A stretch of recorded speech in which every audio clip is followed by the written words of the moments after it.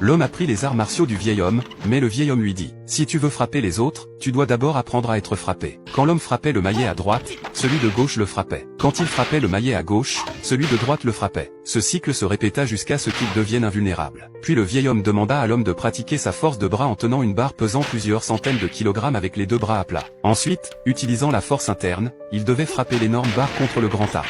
Après le rebond, il devait encore l'attraper fermement avec les deux bras. Puis les jambes de l'homme furent solidement attachées avec des tendons de bœuf. Il fit un pas difficile en avant. Chaque fois qu'il était sur le point d'atteindre l'énorme pierre, le vieil homme attachait des tendons de bœuf sur ses bras à nouveau. La forte force de rebond le ramenait directement à la place originale. Évidemment, la force physique de l'homme n'était pas suffisante. Il ne pouvait que continuer à pratiquer comme un fou. Ce jour-là, quand l'homme souleva l'énorme pierre, il pouvait aussi la balancer avec force, mais le vieil homme n'était toujours pas satisfait. Puis il sortit un autre tendon de bœuf et l'attacha autour du cou de l'homme. Ainsi, après 6 mois de pratique, l'homme brisa finalement la limite.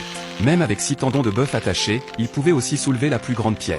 Puis il lança l'énorme pierre et frappa un grand arbre à côté. Ainsi, l'homme maîtrisa finalement l'art divin. Le vieil homme était très satisfait.